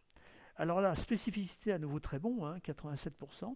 Donc c'est quand même assez spécifique, peut-être un tout petit peu moins spécifique que le DaTscan, mais alors sensibilité, 69%, encore moins. Donc moins de 30%, au moins 30% de MIBG qui peuvent être normales alors qu'il y a une maladie à corps de Lévy. Donc même raisonnement que pour la scintigraphie au DaTscan. Si vous avez un DaTscan positif ou si vous avez un MIBG positif, je vous le remontrerai là, eh bien, c'est très évocateur d'une maladie à corps de Lévy. Donc voilà, la fixation au niveau du cœur. Maladie d'Alzheimer, on voit bien les deux ventricules. Donc ça, c'est les enregistrements précoces et les enregistrements tardifs. Eh bien, dans la maladie de Parkinson, DLB1, euh, démence à Lévy body, à corps de Lévy, dans la maladie de accord, non, je vais y arriver, dans la maladie à corps de Lévy, pas dans la maladie de Parkinson justement, on n'a pas de fixation. Pourquoi ce lapsus? Parce que on peut avoir le même aspect dans la maladie de Parkinson. Mais dans la maladie de Parkinson, on a des critères, donc ça c'est facile. On ne va pas faire une scintigraphie ou MIBG à un patient qui a une maladie de Parkinson, ça n'a pas de sens. On a les critères cliniques. Alors que dans la maladie à corps de Lévy, eh bien justement, on va observer cette absence totale de fixation myocardique. Et quand on a ça, effectivement, ça peut vraiment signer le diagnostic de maladie à corps de Lévy. Les biomarqueurs de soutien, je l'ai dit, IRM normal, parce que c'est une maladie qui est peu atrophiante. Il y a peu d'atrophie, peu de mort neuronale, quand dans la maladie à corps de Lévy est pure, par rapport à la maladie d'Alzheimer. La scintigraphie au 18FDG, ce qu'on appelle la scintigraphie cérébrale, et puis les ondes lentes postérieures à l'EEG. Le profil neuropsychologique, donc là on quitte les biomarqueurs, on passe à la neuropsychologie. La mémoire épisodique verbale est en général conservée. On peut avoir une atteinte de la mémoire épisodique visuelle, donc on voit le différentiel. Mémoire épisodique verbale conservée, mémoire épisodique visuelle de moins bonne qualité. Pas d'atteinte des fonctions instrumentales, tout au moins pas d'aphasie, pas d'apraxie, mais un trouble neurovisuel, donc une atteinte ou de la visioconstruction ou de la visioperception. D'ailleurs, certains patients peuvent avoir la sensation de mal y voir ou avoir une sensation de vision trouble ou floue. Et ils voient des ophtalmos qui ne trouvent rien. Et dans ces cas-là, quand un patient a un trouble de la perception visuelle avec un bilan ophtalmologique normal, eh bien, il faut penser à une atteinte corticale. Alors la première, on ne va pas en parler aujourd'hui, c'est l'atrophie corticale postérieure, mais il faut penser aussi à la maladie à corps de Lévy qui peut donner ce genre de manifestation. Et en général, on a un syndrome dysexécutif, on a une atteinte de la cognition sociale, et puis le neuropsychologue vous dit, mais il a du mal à maintenir son attention, on voit des ruptures, on observe des ruptures attentionnelles pendant la passation des tests, où on a une fluctuation attentionnelle. Vous savez qu'un bilan neuropsychologique, ça va durer au bas mot 2 heures. Donc pendant 2 heures, le patient est face à face avec le neuropsychologue. Et pendant ce temps, alors que on demande un effort très important au patient, eh bien on peut observer des fluctuations ou des ruptures attentionnelles. Le neuropsychologue vous le signale et ça c'est très très très évocateur d'une maladie à corps de Lévy.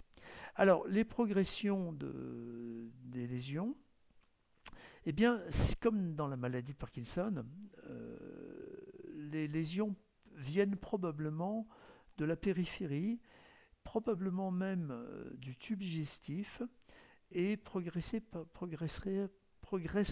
ou tout au moins atteindrait le système nerveux central par le biais du nerf vague, c'est-à-dire de la 10e paire crânienne, ce qu'on appelle également le nerf pneumogastrique, ça dit bien son nom, donc ça vient de l'estomac. Les lésions progresseraient au niveau, donc arriveraient par le pneumogastrique au niveau du tronc cérébral, puis arriverait au bulbe olfactif, donc ça expliquerait la perte précoce d'odorat. Et puis, alors que dans la maladie Parkinson, ça s'arrête là, dans la maladie à corps de Lévy, les lésions vont progresser et vont gagner le cortex cérébral. Et donc, toute la différence entre la maladie de Parkinson et la maladie à corps de Lévy, c'est que dans la maladie à corps de Lévy, on va retrouver des corps de Lévy en nombre dans les aires corticales, donc dans le cortex cérébral. Et actuellement, un peu comme dans le modèle que l'on a pu proposer dans la maladie d'Alzheimer, on a un modèle de progression des lésions. Ça a été publié en 2015 dans le Lancet. En fait, on aurait... donc c'est hypothétique, hein, ça c'est pas prouvé. Enfin bon, en général, quand c'est accepté dans des revues comme le Lancet, ça veut dire que ça tient la route quand même. On pense qu'on va avoir de façon assez précoce des dépôts d'acide alpha-synucléine, donc qui vont faire les corps de Lévy, hein, donc une accumulation d'acide alpha-synucléine, donc une synucléopathie sous forme de corps de Lévy, qui vont entraîner dans un second temps des troubles, alors sleep ou arousal problème, donc troubles du sommeil ou troubles de l'éveil, du maintien de l'attention finalement. Donc on va observer de façon assez précoce et bien avant le diagnostic de la maladie des troubles du sommeil, une modification du sommeil, des cauchemars et éventuellement des troubles du comportement sommeil paradoxal, ou alors des fluctuations de la vigilance avec des troubles du maintien de l'éveil ou du maintien attentionnel dans la journée, et de façon plus tardive un trouble de la cognition, un trouble moteur, donc on voit bien que c'est décalé et on voit bien qu'effectivement dans la maladie à corps de Lévy, le syndrome moteur est retardé, et enfin l'atteinte des structures cérébrales beaucoup plus tardivement. Donc vous voyez, on retrouve les trois stades démence, troubles neurocognitifs légers ou MCI et fonction cognitive préservée. Eh bien, les dépôts d'alpha-synucléine vont être très très précoces et vont précéder de plusieurs années, peut-être même de plusieurs dizaines d'années, au moins 10 ans, la maladie. Et on pense même que les troubles du comportement sommeil paradoxal, à un moment, il y avait des études prospectives qui avaient retrouvé ce qu'on appelait un trouble du comportement sommeil paradoxal idiopathique, c'est-à-dire qu'on n'avait pas d'explication. On a continué à suivre ces patients, on les a suivis, et on s'est aperçu qu'au bout de 5 ans, 10 ans, 15 ans, ils avaient tous une maladie avec une atteinte une accumulation d'acide alpha-synucléique, donc corps de Lévy, Parkinson, atrophie multisystématisée.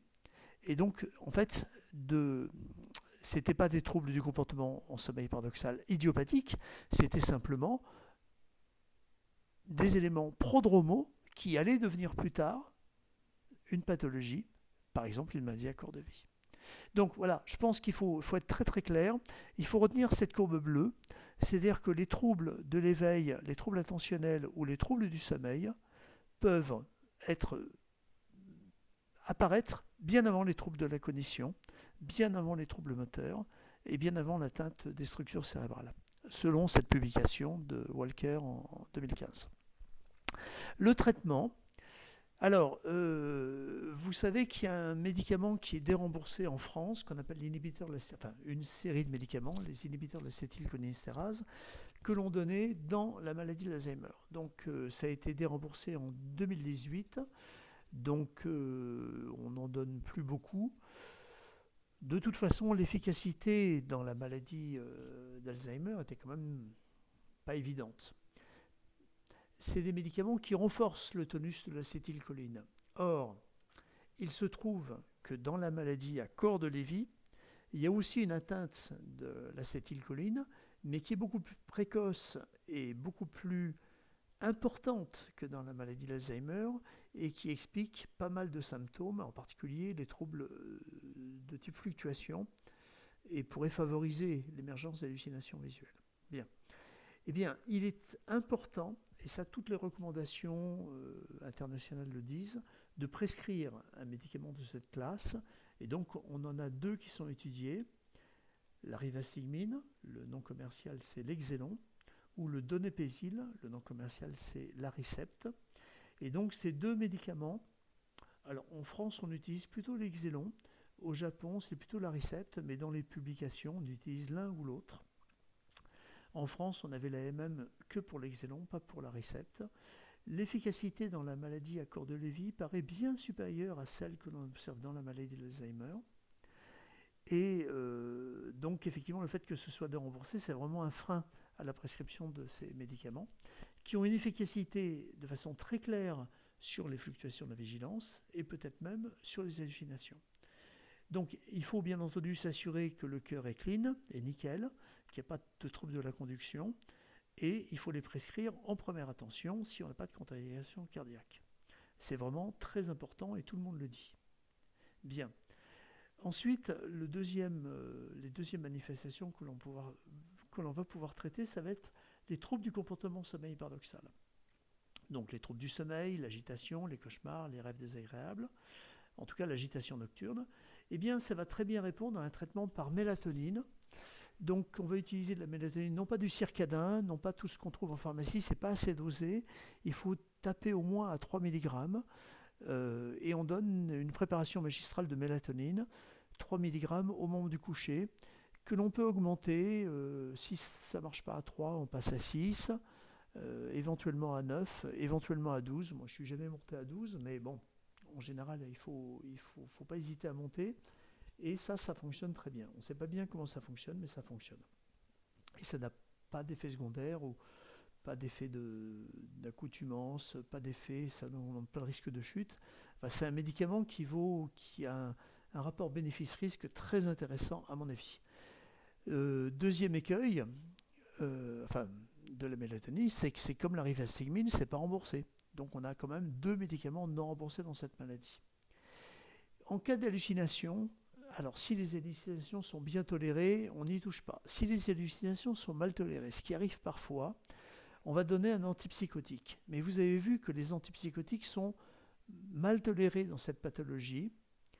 Et donc, en cas d'hallucination, on va donner un antipsychotique qui est le seul qui soit vraiment bien toléré et vraiment bien étudié, c'est le Leponex.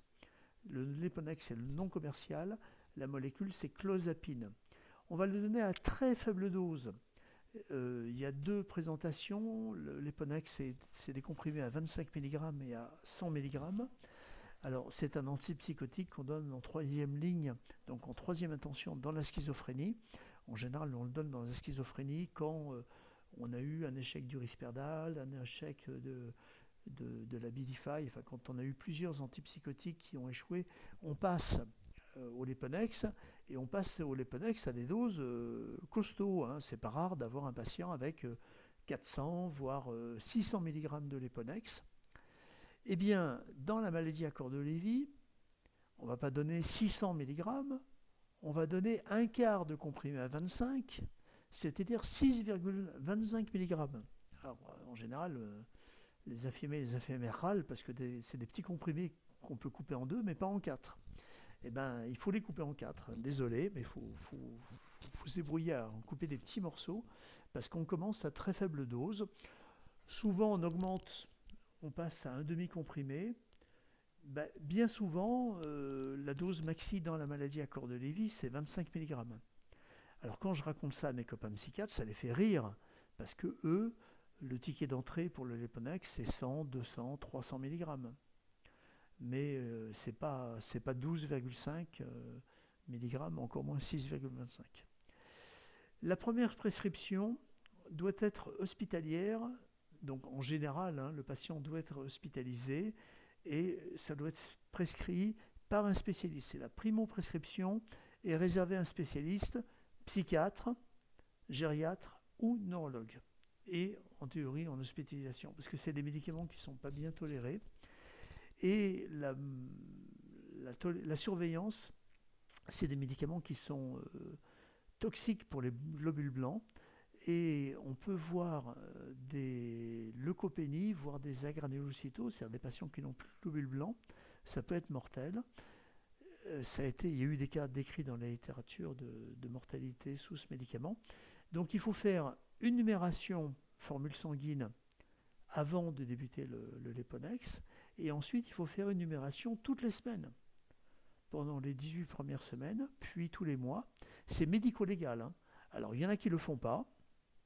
Bon courage pour eux s'ils ont un souci d'agranulocytose, parce que là c'est indéfendable. Donc il faut exiger une numération toutes les semaines. Alors vous allez me dire, si on ne peut pas piquer le patient, si le patient n'est pas piquable parce qu'il n'est pas compliant, parce qu'il n'a pas de veine, ou parce que tout simplement on ne peut pas le surveiller, ben c'est une contre-indication à l'Eponex, tout simplement. Alors qu'est-ce qu'on fait à défaut? À défaut, on donne du Xerocal, de la quetiapine. Mais alors c'est mal. D'abord, le niveau de preuve est beaucoup plus faible. Ça marche quand même beaucoup beaucoup moins bien que le Leponex, le Xerocal, la quetiapine. Les comprimés sont. La galénique est mal adaptée, c'est des comprimés à libération prolongée, à 50 mg, non sécables. Comme c'est de la libération prolongée, vous ne pouvez pas les couper en deux, vous ne pouvez pas les broyer si le patient a du mal à avaler ou si on a du mal à lui faire prendre. Et pourtant, il faudrait débuter à petite dose, donc il faudrait débuter à 25 mg. Mais bon, vous voyez, en France, c'est pas bien adapté. On a d'autres pays où on a des galéniques mieux adaptées. En France, c'est pas le cas.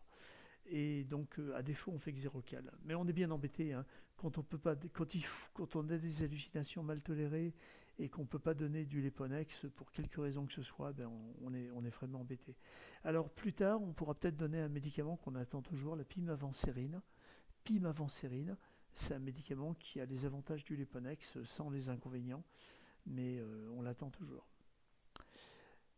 On peut voir donc, comme je vous l'ai dit, une dysautonomie. Donc la seule dysautonomie qu'on va traiter, c'est l'hypotension orthostatique si elle est symptomatique et si elle entraîne des troubles, par des médicaments qui luttent contre l'hypotension orthostatique, le Gutron, la fludrocortisone, éventuellement la contention veineuse, peut-être la contention abdominale, et puis un apport en sel suffisant.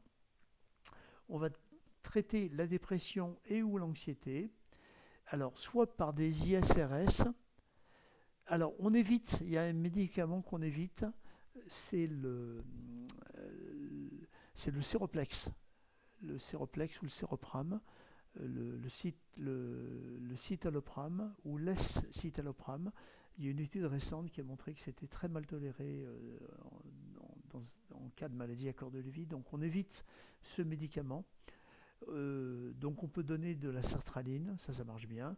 Sinon, de la venlafaxine, de l'Evexor ou du Cymbalta. Le Cymbalta, ça paraît être une molécule bien utilisée, bien tolérée, ou du Norset, la myrtazapine. Et si on a un syndrome extrapyramidal qui est dérangeant, si le syndrome extrapyramidal est marqué, on peut faire comme on fait dans la maladie de Parkinson, c'est qu'on va donner de la L-Dopa, c'est-à-dire du Modopar à petite dose. En général, c'est des doses beaucoup, beaucoup plus faibles que dans la maladie de Parkinson. Donc, on va commencer par 62,5 mg x 1, x 2, x 3, puis 125 mg x 1, x 2, x 3. Mais voilà, il faut y aller prudemment parce que la L-Dopa risque d'aggraver les hallucinations et les troubles psychotiques. Et donc, effectivement, autant dans la maladie de Parkinson, le Modopar marche super bien et on arrive à des doses importantes avec une très bonne tolérance. Dans la maladie à cœur de Lévy, il faut être beaucoup plus prudent. Ce qu'il ne faut surtout pas faire, donc c'est peut-être le plus important, prescrire un antipsychotique ou un neuroleptique autre que du Leponex, de l'Aldol, du Risperdal, du Zyprexa. Aggravation rapide, parce que sous antipsychotique, on va avoir une aggravation rapide et durable, un syndrome confusionnel, une aggravation du syndrome parkinsonien, une aggravation de la dysautonomie, un risque de chute, de grabatarisation, et surtout une espérance de vie qui va être réduite. Quand vous donnez un antipsychotique à un patient qui a une maladie à cœur de Lévy, vous augmentez son risque de mourir d'un odds ratio de 2,7. Donc quand le risque est nul, c'est 1. Quand ça protège, c'est inférieur à 1. Quand c'est au-dessus de 1, c'est que c'est défavorable. Donc 2,7, c'est très défavorable. Donc la différence majeure entre la maladie d'Alzheimer et la maladie à cœur de Lévy, c'est que le Risperdal qu'on va donner dans la maladie d'Alzheimer, avec beaucoup de parcimonie, mais en général, le Risperdal ne sera pas trop mal toléré dans la maladie d'Alzheimer. Enfin, ce n'est pas une raison pour en donner à tout le monde. Alors que dans la maladie à cœur de Lévy, ça va être en général très mal toléré. Alors attention, le contraire n'est pas vrai. C'est pas parce que vous avez un patient sous Risperdal avec un trouble neurocognitif majeur, que ce n'est pas une maladie à corps de Lévy. C'est-à-dire que la mauvaise tolérance des antipsychotiques, c'est un critère de soutien, mais la bonne tolérance, ce n'est pas un bon critère. Alors, on va conclure par un petit cas clinique. Donc, un cas clinique très emblématique que j'ai présenté, que je voudrais publier, parce que c'est un cas clinique magnifique, de maladie à corps de Lévy prodromale, ce qu'on appelle MCI-MCL, donc maladie à corps de Lévy prodromale. C'est un patient de 71 ans, qui est pharmacien, donc un patient qui a un bon niveau d'études, hein, c'est un bac plus 5, qui n'a pas de maladie psychiatrique. Bon, il a été opéré d'une prothèse de hanche, il a une cardiopathie ischémique, mais ça n'a rien à voir. Il a, depuis une dizaine d'années, des troubles du sommeil, des troubles anxieux. Et comme il est pharmacien, ça fait 10 ans qu'il pique, qu'il se sert et qu'il est exposé en automédication au Lexomil, à l'Imovan ou au Silnox. Bon. On trouve un traumatisme dans l'enfance. C'est un pied noir. C'est qu'il est né en Algérie. Il était enfant adolescent quand la guerre d'Algérie a éclaté. Et il n'en parle pas, hein, mais il dit « j'ai vu ce qu'un enfant n'aurait jamais dû voir ». Bon, en même temps, on n'a pas l'impression que ce soit un élément majeur pour lui. Il n'en parle pas plus que ça, mais bon. Et puis, je vous la fais brève, hein, il est hospitalisé dans mon service en psychiatrie à Reguin pour des troubles du comportement sexuel inappropriés à répétition, avec des changements brutals de sa personnalité, alternant avec une personnalité habituelle. En d'autres termes, toutes les 2 ou 3 nuits, il va présenter des manifestations comportementales paroxystiques qui vont durer 2 heures, 3 heures, 4 heures, où il a des demandes de pratiques sexuelles un peu inhabituelles, va-t-on dire, en tout cas qui mettent les soignants très très mal à l'aise, hein. Et ça alterne avec un comportement normal. Alors moi je me souviens très bien, il était rentré dans le week-end, donc je vois le lundi matin, puis je vois un monsieur tout penaud, examen clinique normal. Donc je dis à l'infirmière, je dis non mais c'est pas lui que je veux voir celui qui est rentré ce week-end des urgences, qui a ces troubles du comportement. Elle me dit mais c'est lui. Je dis mais tu t'es pas trompé, on sait mon dossier. Si je t'assure c'est lui. Oh. Je dis c'est étonnant parce que lui il a rien. Bon, donc je pars un peu dubitatif, et puis ça n'a pas loupé, la nuit suivante, le patient a représenté ses troubles du comportement. Donc on s'est rendu à l'évidence qu'il y avait ces manifestations qu'on a qualifiées de psychiatriques finalement, qui étaient paroxystiques, qu'on ne comprenait pas bien. On fait un bilan, on a un MMS à 26 sur 30. Alors, il se plaint de sa mémoire. Hein. Ça fait 10 ans qu'il se plaint de son sommeil. Il dit qu'il ne dort plus du tout, et il dit qu'il a la mémoire qui est devenue une vraie passoire. Il a un MMS à 26 sur 30, donc pour un pharmacien, un bac plus 5 de 71 ans, 72 ans, c'est pas du tout normal. Il a un 5 mots qui est pathologique. Il a un test de Grobert et Buschke, le RLRI-16, qui est pathologique, surtout en somme des 3 rappels libres. Ça va pas du tout. Hein. Rappel différé, 15 sur 16, on doit être à peu près dans les normes. Rappel, somme des 3 rappels totaux 40 sur 48, c'est dans le bas de la fourchette. Et puis surtout, le bilan neuropsychologique retrouve un syndrome dysexécutif et un trouble de la cognition sociale. L'électroencéphalogramme est normal. L'IRM est normal. Voilà, les hippocampes, hein. Magnifique les hippocampes. On a un tout petit cheltanal, un tout petit élargissement de la fissure choroïdienne, mais rien. Vous voyez là, ça c'est en coronale, en coupe axiale, on a des hippocampes parfaites. On n'a aucune lésion vasculaire. Bon, je vous ai juste mis une coupe, mais on n'a pas de lésion vasculaire. Et puis, il va présenter à 1 ou 2 reprises une hallucination visuelle de passage. Il voit passer un chat, mais bon, en reprenant le dossier, moi, j'en fais pas un critère finalement, parce que c'est pas assez. Il a plutôt un syndrome confusionnel où il va décrire des hallucinations visuelles, mais qui sont plutôt confusionnelles. C'est pas du tout ce que je vous disais tout à l'heure, la personne ou l'animal qui se superpose sur le décor. Il décrit 2 scènes très particulières où il se voit, alors ça c'est pendant qu'il était hospitalisé à Reguin, il se voit courir dans une gare, donc il décrit très bien la gare, il voit les piliers de la gare, il voit le toit, et il court dans ce hall de gare, poursuivi par un infirmier en blouse blanche. Donc ça ne fait pas du tout corps de Lévy. Et il décrit une autre hallucination où il se voit tomber au sol au pied du mur d'un château fort. Donc il décrit un château fort avec des murs très hauts, et lui est tombé au sol, il ne peut pas se relever. Donc ça fait beaucoup plus délire confuso-onirique qu'hallucination visuelle, donc délire confuso-onirique d'un syndrome confusionnel, qu'hallucination visuelle d'une maladie à corps de Lévy. D'ailleurs, on en a fait ce qu'on appelle un début confusionnel, c'est-à-dire une mode d'entrée confusionnelle dans une maladie à corps de Lévy. Chercher le terme en anglais, c'est delirium onset. Il y a un petit syndrome extra-pyramidal spontané et qui est vraiment majeur sous antipsychotique. La scintigraphie au 18 FDG montre une discrète hypofixation pariétalo-occipitale, discret, sur certaines coupes, on voit que ça fixe un tout petit peu moins bien là, peut-être, un peu moins bien là, mais finalement, le 18 FDG est quasiment normal. Par contre, la scintigraphie au scan est pathologique, avec une hypofixation du striatum droit. Donc, comme toute imagerie, c'est inversé. Donc là, ça c'est la droite, ça c'est la gauche. Donc on voit bien la virgule à gauche. Par contre, à droite, on voit très bien qu'il y a une hypofixation au niveau du striatum. Je ne vous ai pas mis, mais la scintigraphie au MIBG est pathologique. Et en fait,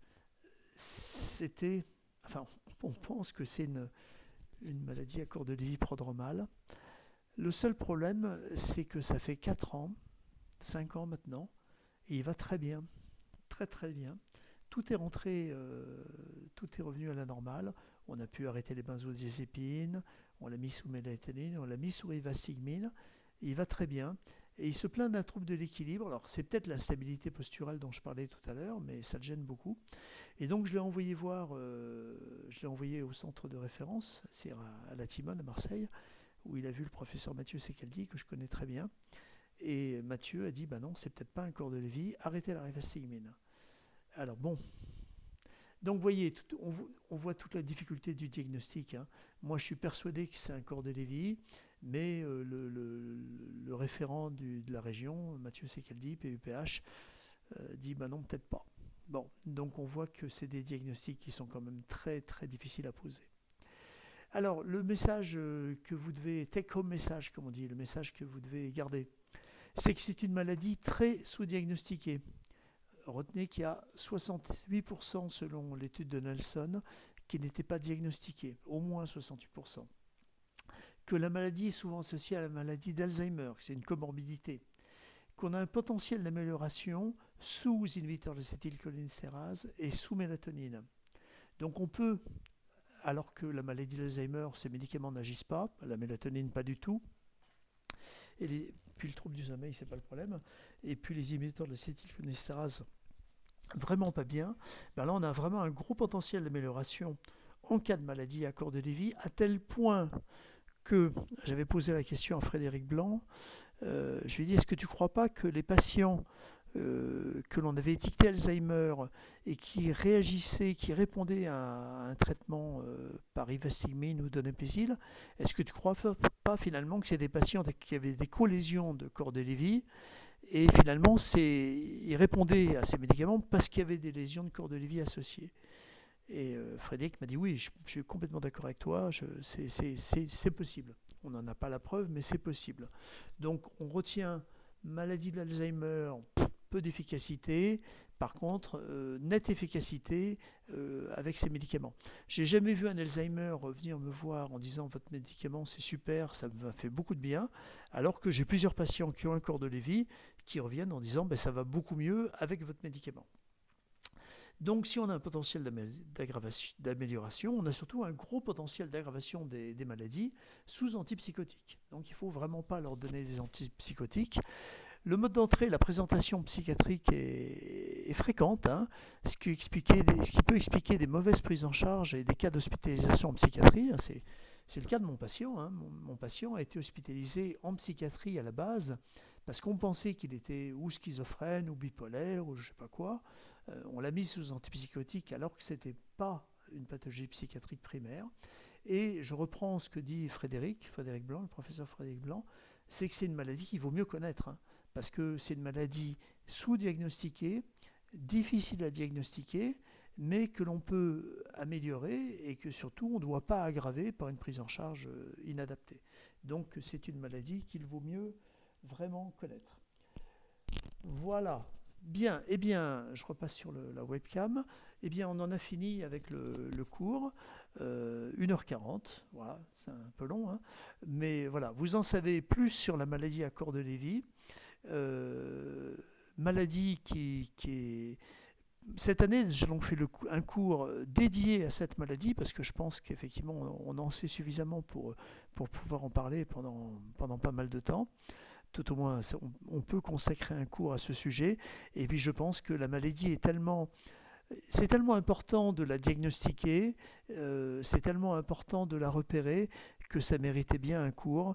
Et je pense que dans votre carrière de soignant, si vous travaillez auprès de patients âgés, que ce soit en EHPAD, que ce soit en gériatrie aiguë, en psychiatrie de la personne âgée ou même aux urgences, vous en verrez, ça c'est absolument certain, vous verrez des corps de Lévy et il faudra vraiment faire attention à bien les prendre en charge.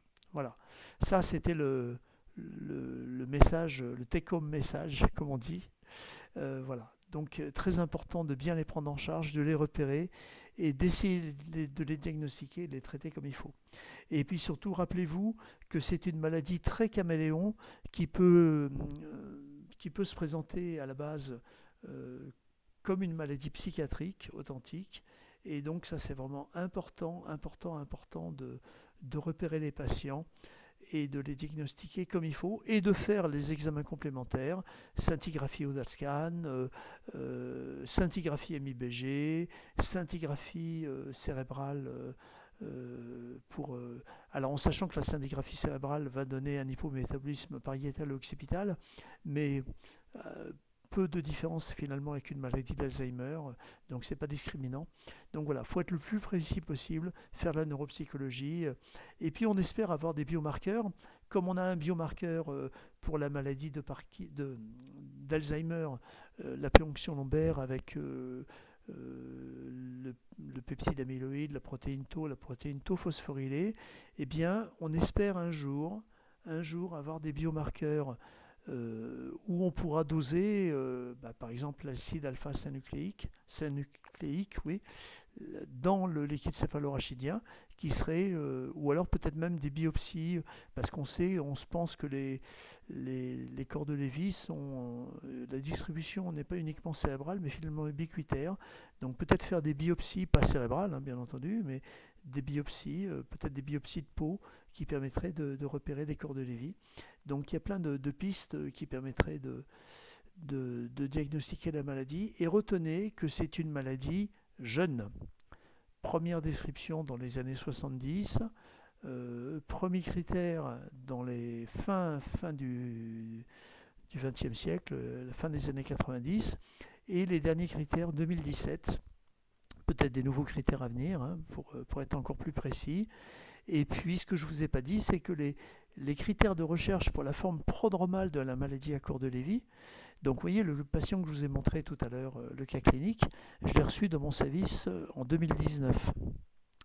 Eh bien, les critères